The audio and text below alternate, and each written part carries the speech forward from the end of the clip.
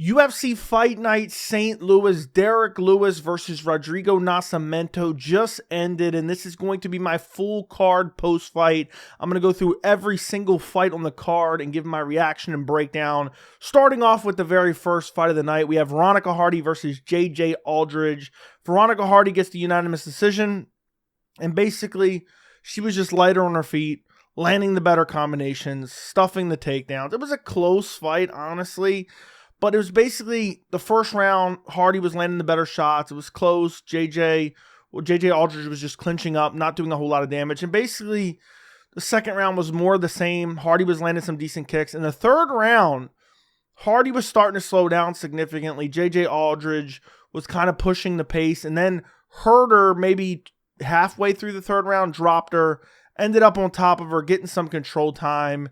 I think Hardy eventually scrambled up, but it was like at the end of the round. So JJ won the last round, but it was a clear 29-28 decision win for Veronica Hardy.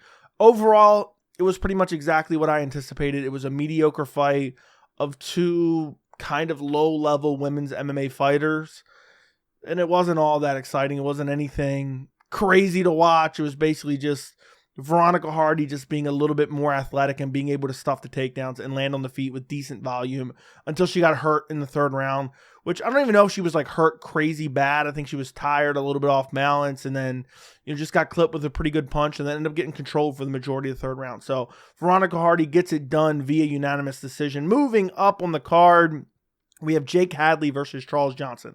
The first round I gave to Jake Hadley. By the way, Charles Johnson won via unanimous decision, which I agree with 100%. First round, you basically had Charles Johnson getting backed up. Jake Hadley was pressing forward, landing some okay shots, landing some good leg kicks. Had a takedown, but throughout this fight, every time Jake Hadley got a takedown, Charles Johnson was really right back up. I don't even know if they counted as technical takedowns because Johnson would get like right to a knee. There was really no cementing of the top position. First round, Charles Johnson had a little bit of success, but for the most part, he was getting backed up, and I thought Hadley landed enough shots. I gave to Hadley in the first round, but I thought it was a close first round. Then after that, it was basically Hadley just not doing enough. Charles Johnson starting to press forward. The end of the second round, Hadley got dropped by a punch from Charles Johnson, almost finished, but able to survive. And in the third round, I mean, honestly, so I had it 1-1 going into the third round. I thought the third round was pretty close, but I thought Charles Johnson just landed the better shots, was pressing forward for the majority of the third round.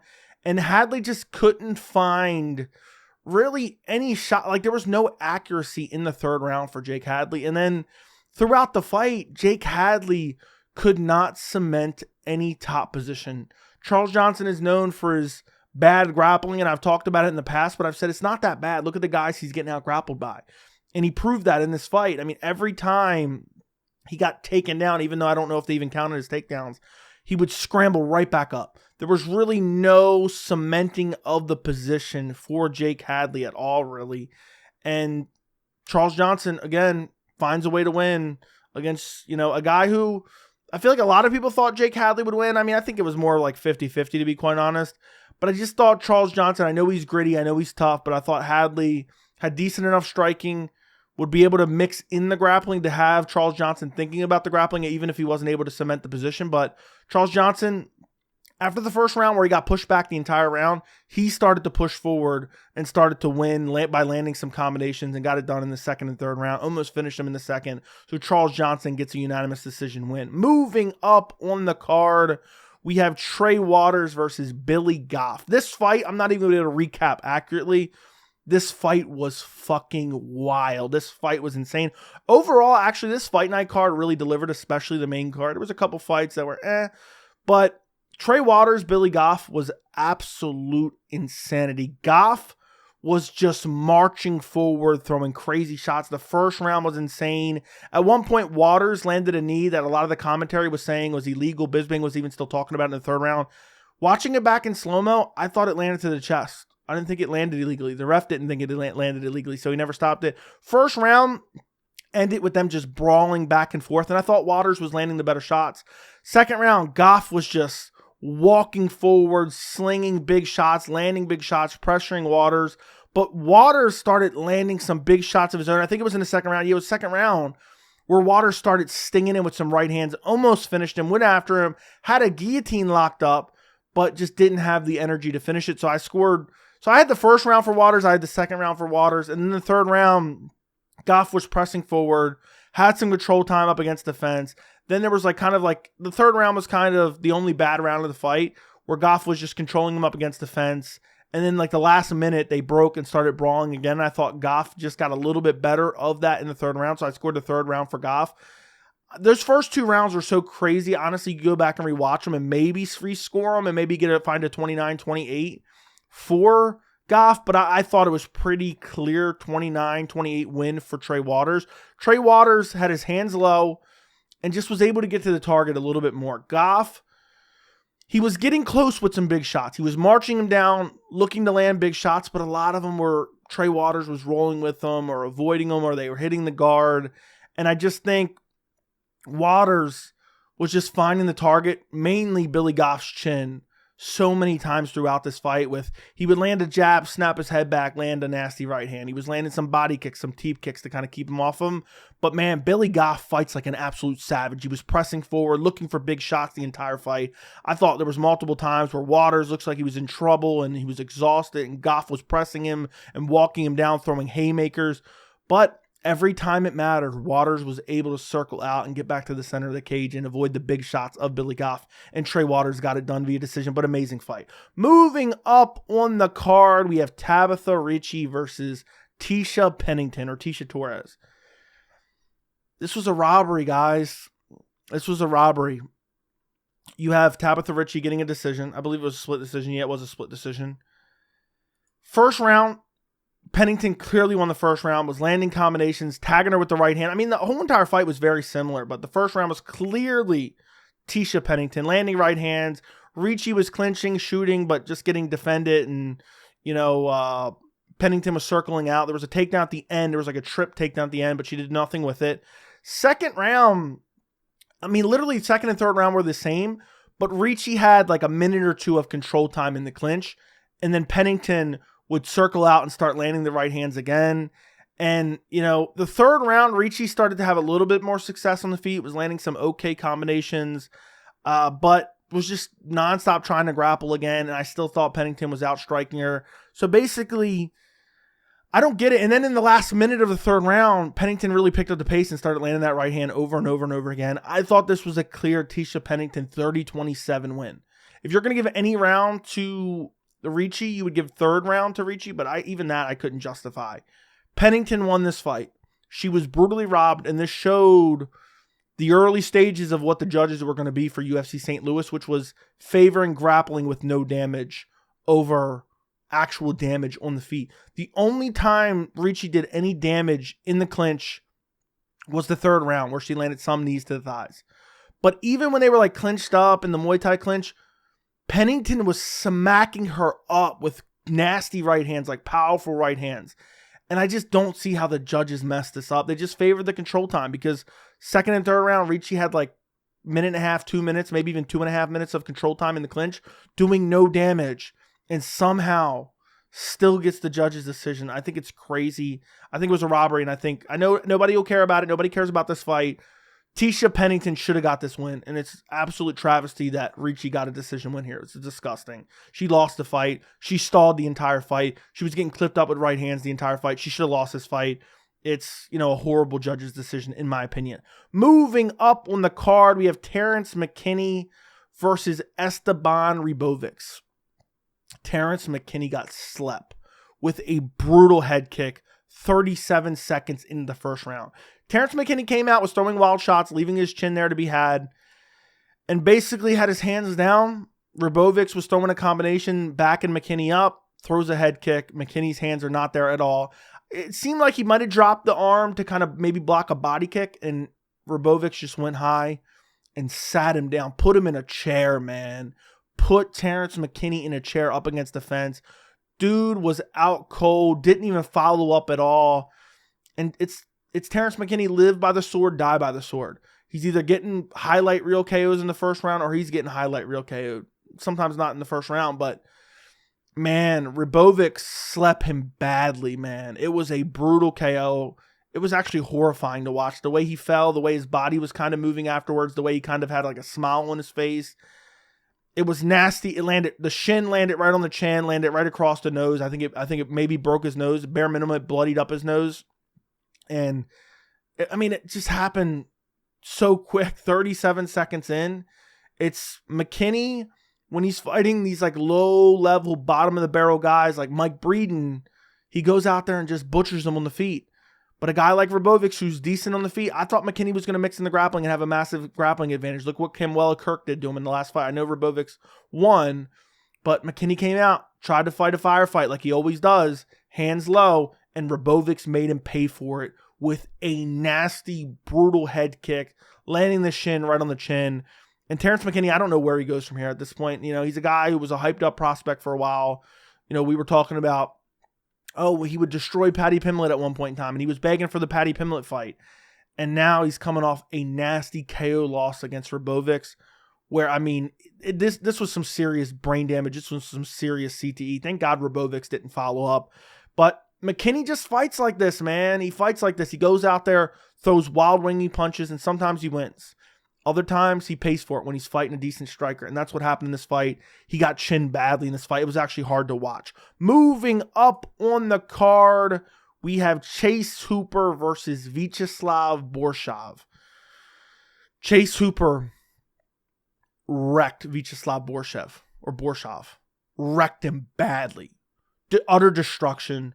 It was going to be 2 10-8 rounds. I know there's some controversy around the tap. He technically won via Darce choke. I thought it was a tap in real time. It was a single tap. He complained afterwards. Uriah Faber was complaining afterwards. Who's in his corner. I don't care if it was a tap or not. I thought it was a tap. I would die on the hill that it was a tap. It was one of those, kind of veteran gamesmanship taps where you're in the submission, you tap, and you hope the ref doesn't stop it, but you hope your opponent feels it and lets up on the submission. That's what I think it was. But first round, Chase Hooper drops him. He's tagging him with left hands and drops him with a left hand. Ends up in mount, starts beating the fuck out of him. Literally, I don't know how Borshchev even survived the first round. I think it was Keith Peterson was reffing up, if I'm not mistaken. Taking a lot of damage. Almost ended up in a triangle at one point in time. Kept trying to scramble out, but Chase Sherman needs to change his nickname to the Worm.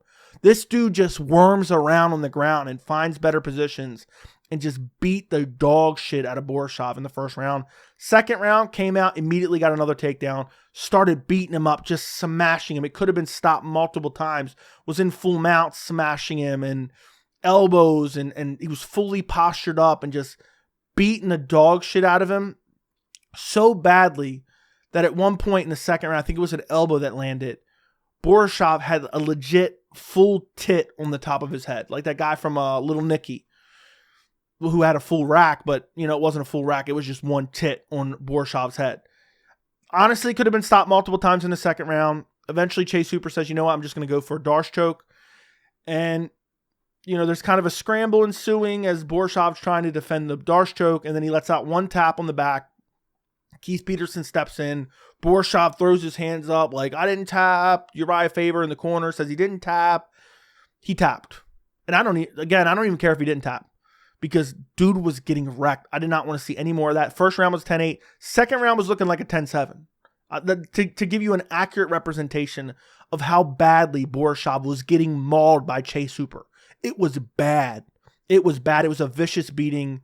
It was the type of beating that you give your brother when he doesn't clean your house for $300. It's not spotless when you get home on Thanksgiving weekend. That's the type of beating you give him, maybe. Nah, that's a little bit too far, honestly. I wouldn't do that. I wouldn't recommend that at all. That would definitely be a domestic violence charge. Chase Hooper beat the brakes off of Borshchev. It was bad. I don't know how many more superlatives I can throw out there. Chase Hooper looked incredible in this fight. Striking looked good. Striking looked improved. Grappling.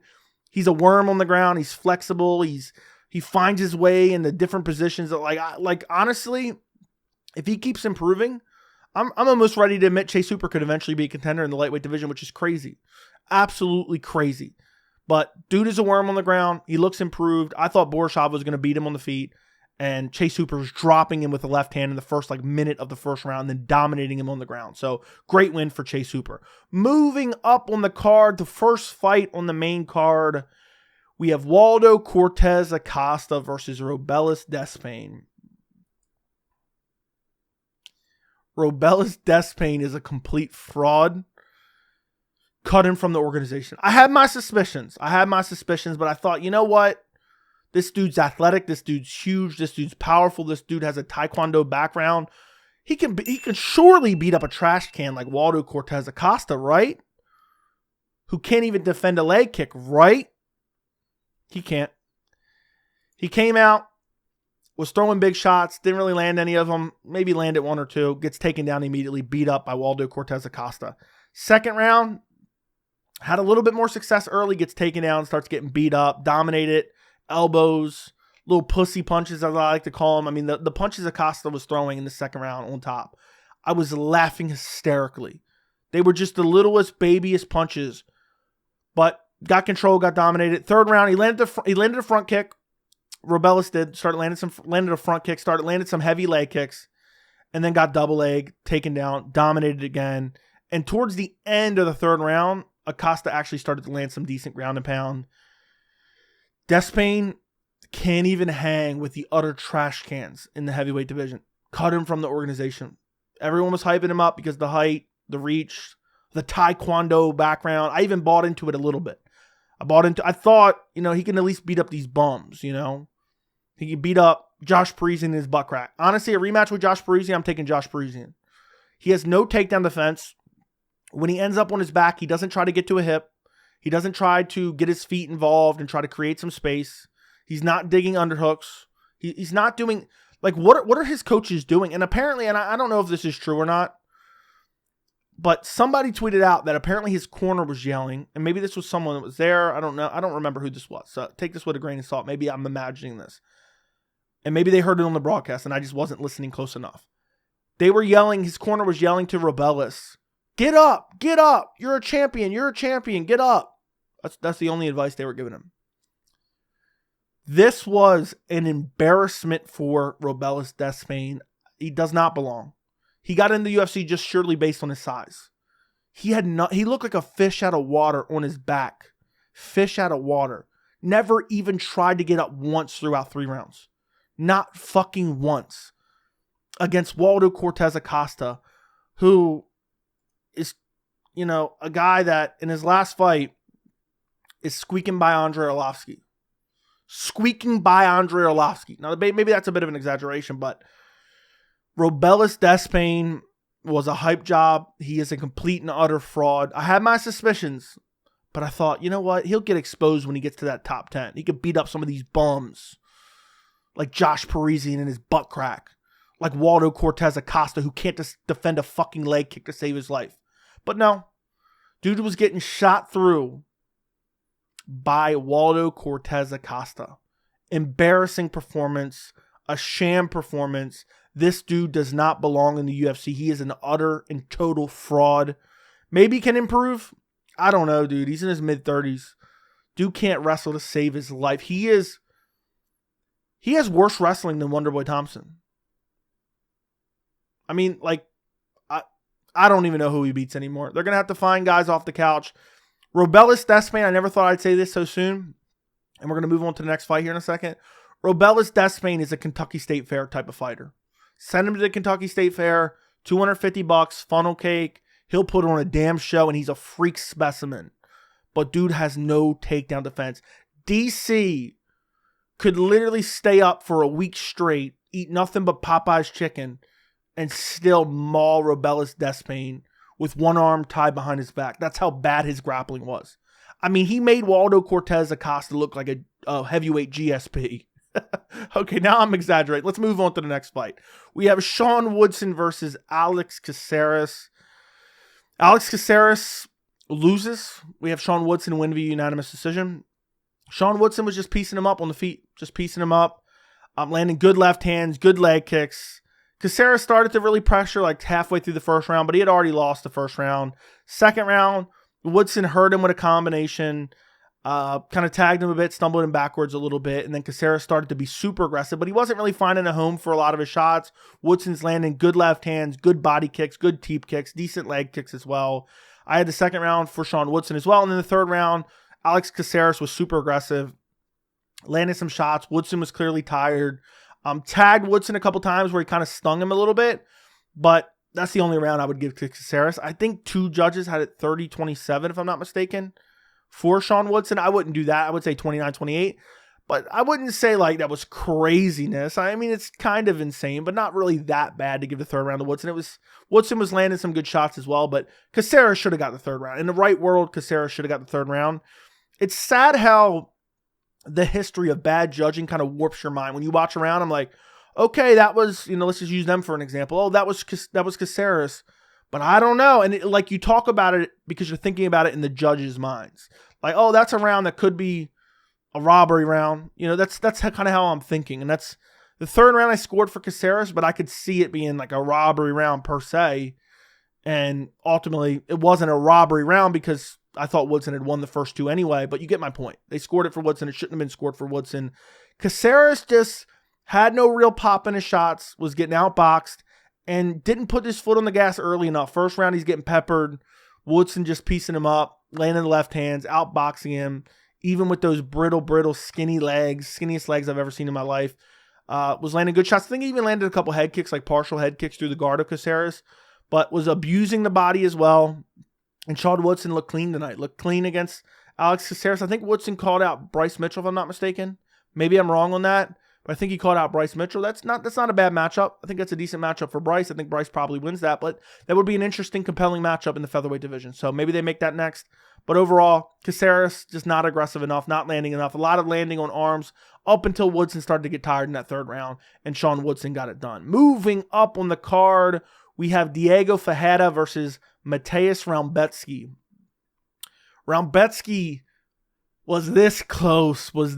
First round, Rębecki just pressing forward, landing big shots, dropped Ferreira at one point, hurt him badly.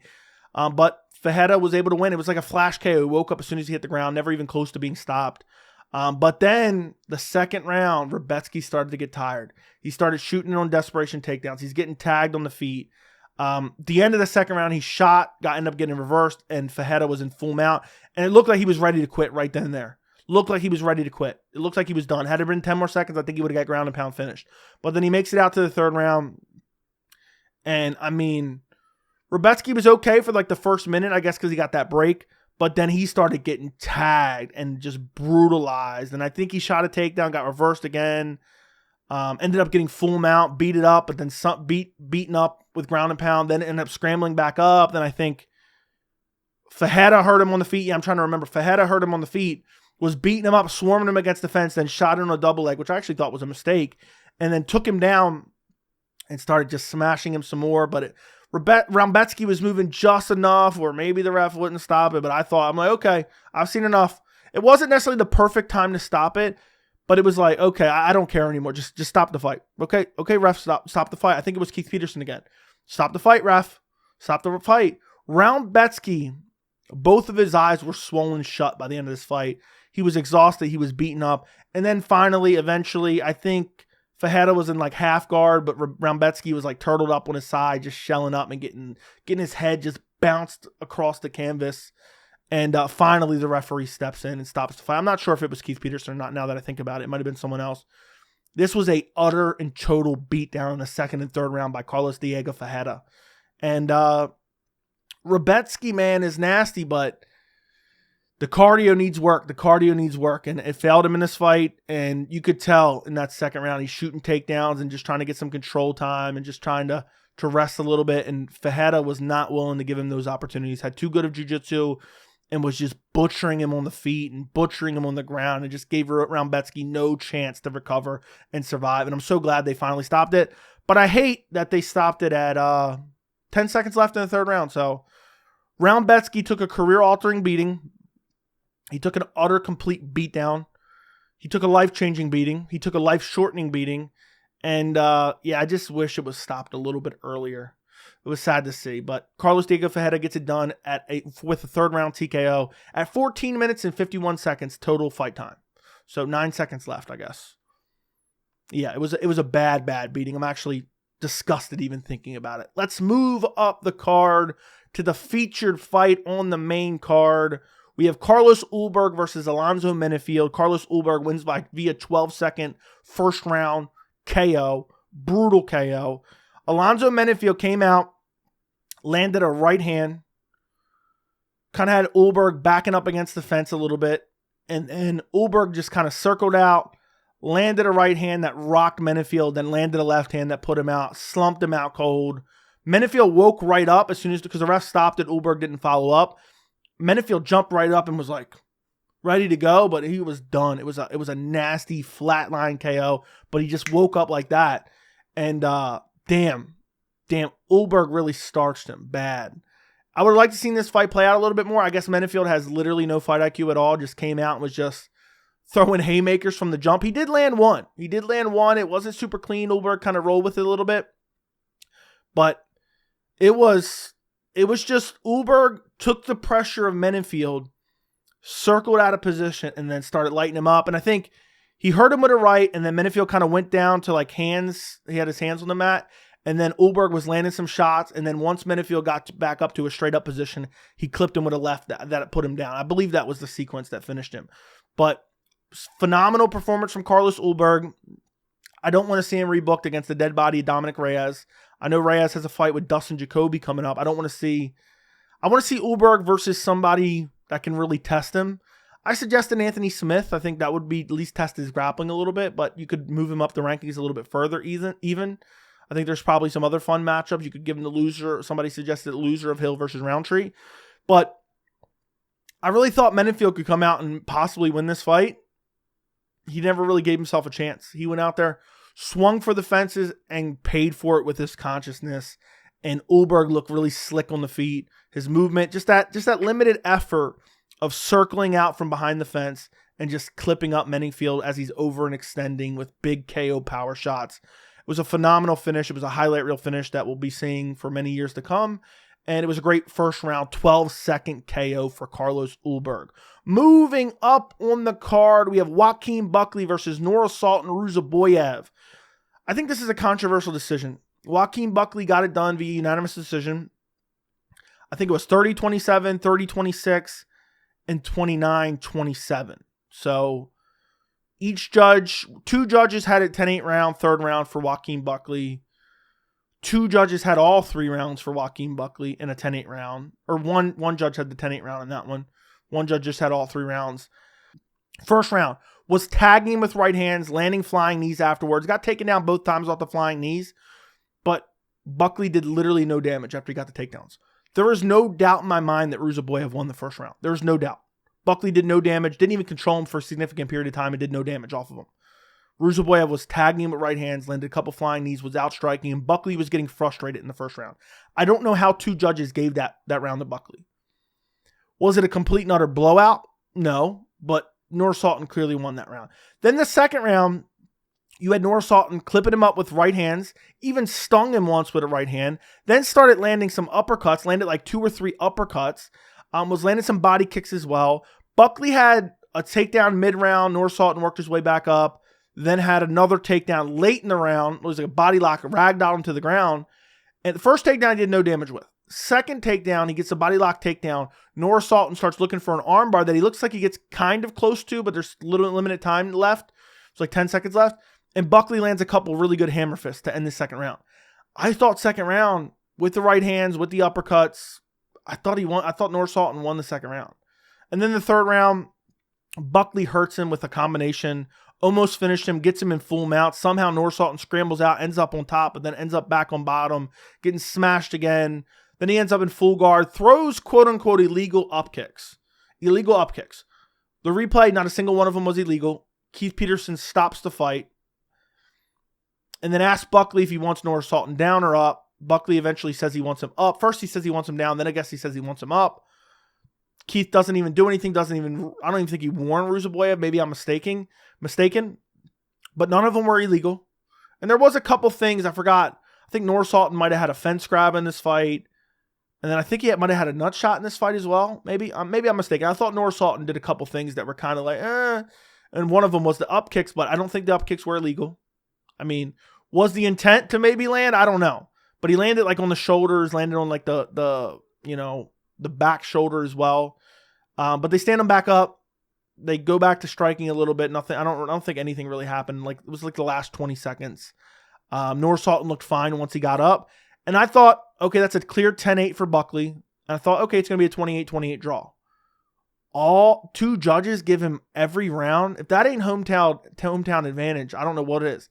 And what I mean by hometown advantage, I don't mean the judges scored it for Buckley because he's hometown. I think they're swayed by the crowd. And also, this is the second fight where they showed on the judges' scorecards they favored the grappling. Buckley did absolutely jack shit with the grappling in rounds 1 and 2, outside of like 3 hammer fists at the end of round 2. I think he should have been a draw. But overall, I don't have like a massive issue with Buckley winning this fight because had that been, I know this, isn't necessarily anything, this is kind of just hypothetical, but was this fight 5 rounds? If it was 5 rounds, Buckley clearly would have won. Buckley had the better gas tank. And overall, I was kind of happy for Buckley winning his hometown, but then he squanders it all. He gets on the mic afterwards and has like a 45-second call out of Conor McGregor. Really, dude? Really? You think you're going to call out Conor McGregor on the mic and you're going to get the fight? You just had the biggest performance of your life. No matter what, the 3rd round was crazy good for you, so at least you leave that taste of like he won. Like, in a way, I know a lot of fans think about, well, in the streets, he won that one. He won that one. And you're wasting your call out when you're ranked in the close to, I think he's number 11 right now, maybe number 10 in the welterweight division. You're wasting your call out on Conor McGregor. Michael Chandler had to sniff Conor McGregor's asshole for 2 years straight to get that fight. Was sniffing his asshole so hard that he knew what Conor had for breakfast, lunch, and dinner. You think you're going to call him out, insult him a little bit, and you think you're going to get that fight? Maybe if Michael Chandler falls out, maybe that Buckley call out will get him the fight. Because think back to the Nate Diaz call out years and years ago. Nate Diaz called out Conor after beating Michael Johnson, and then Conor was supposed to fight RDA. Nate Diaz was nowhere even close to a Conor fight. Conor was in title contention at the time. RDA pulls out, and look who got it. It was Nate Diaz. Nate Diaz got it because of that call out, drummed up interest. So maybe Buckley, even though I think this was a horrible call out, horrible decision, a waste of a moment, maybe it pays off somehow. But Chandler ain't pulling out. I swear you could amputate Chandler's, both of his feet, and he's still getting to this Conor McGregor fight. He's been sniffing ass for a long time. He's been going into public restrooms for a long time. There's no way he's pulling out of that fight. He could tear both his ACLs, snap both of his tibias. It doesn't matter what happens to Michael Chandler. He's showing up for that fight at the end of June at UFC 303. So overall, I just think it was a wasted opportunity for Joquin Buckley. Moving up on the card to the main event, Derrick Lewis versus Rodrigo Nascimento. One judge. There's 3 rounds. There's 3rd round TKO for Derrick Lewis. One judge scored the first 2 rounds for Rodrigo Nascimento. Delirious, delusional, horrible judging. Lewis in the first round started landing some big shots, then clinched up. Then basically, they're fighting in the clinch a little bit. He got a trip takedown, but Nascimento got right back up. They're both landing knees to the body, but then eventually Nascimento gets him down and just dominates him on the ground. Landing elbows, landing ground and pound. The last 30 seconds gets the full mount, and Derrick Lewis just stands up with 30 seconds to go. I don't know how Derrick Lewis does it, but you can control him from half guard. You can control him from full guard. You can control him from side control. You jump into full mount, he just powers up. He just sits up like it's nothing. And, either way, I thought Nascimento clearly won the first round, dominated him on the ground, landed some good elbows, some good ground and pound, was landing thunderous shots. Nothing crazy like he was close to a finish, but landed some good shots in the first round. Second round, his corner, Lewis's corner tells him, stop clinching, stop wrestling. You knock guys out. Lewis comes out, starts clinching again, lands some big shots on the feet, ends up rushing forward. I think he slipped, or maybe he got caught with a punch as he's off balance a little bit, ends up face down. Nascimento follows him to the ground, takes his back, just breathes for about a minute and a half. They just sit there breathing as Nascimento has one hook in. Nascimento ends up floating to top and does a little bit of ground and pound, but he doesn't steal the round because Derrick Lewis landed some good shots early. And then the third round, Derrick Lewis just goes out there and decides to look for the finish, finds some big shots, lands a nasty overhand right, hurts Nascimento badly. Nascimento tries to get in on a takedown, just starts holding on to a single leg, and just Lewis is just mop, just lighting him up with shots as Nascimento desperately clings onto a single leg that's not there. And eventually the referee steps in. Derrick Lewis gets it done. How could you, we have Rodrigo Nascimento. How could you pick Nascimento over Derrick Lewis? Derrick Lewis, he's winning, he's losing until he's not. In this particular fight, he wasn't even necessarily losing. First round he lost. I questioned his fight IQ with the grappling. I was like, if he keeps doing this, he's going to end up losing. But Nascimento didn't have great cardio. Derrick Lewis didn't seem to have that great cardio, but we know he holds his power throughout the fight, and he finally just started throwing big shots, rushing forward, finds that right hand, hurts Nascimento badly, and is able to finish him off. And then he paused. And then he pulls down his pants, takes off his pants, takes out his cup, throws it to the media. Media guy actually picks it up, stuck it on his face like an oxygen mask, and took a big huff. Could not believe it. I'm kidding about that part. Then he's like laying down. When he was laying down, taking out the cup, the UFC cameraman, I swear on my life, was trying to get an angle of the Black Beast. Pause. Then Derrick Lewis moons the crowd in St. Louis. So Derrick Lewis, interesting character, gets the KO win. Derrick Lewis, we know him. You fighting a horrible heavyweight, he's going to go out there and get the KO. You know what fight I want to see next for Derrick Lewis? Give me Derrick Lewis versus Tai Tuivasa 2. I want to see that rematch. Two guys with limited skill sets, with brutal KO power. I want to see that again. I want to see that matchup again. I think that's the fight to make next. Give me Lewis versus Tai Tuivasa. Maybe you can do it in Perth. Do it in Perth. So Derrick Lewis said he wants some time off, so I doubt that happens, but that would be a fun fight to add to the Perth card, which is in August. So UFC 305, I believe it is. So I think that's a fun fight to make. Lewis went out there and starched out Rodrigo Nascimento in the 3rd round. Let me know what you guys thought of the card. I actually thought the main card pretty much delivered outside of Despaign's embarrassing performance. Main card was pretty good. Most of the fights on the card were pretty good. Let me know what you guys thought down in the comments. Like the video, share the video, subscribe to the channel, and thank you so much for watching.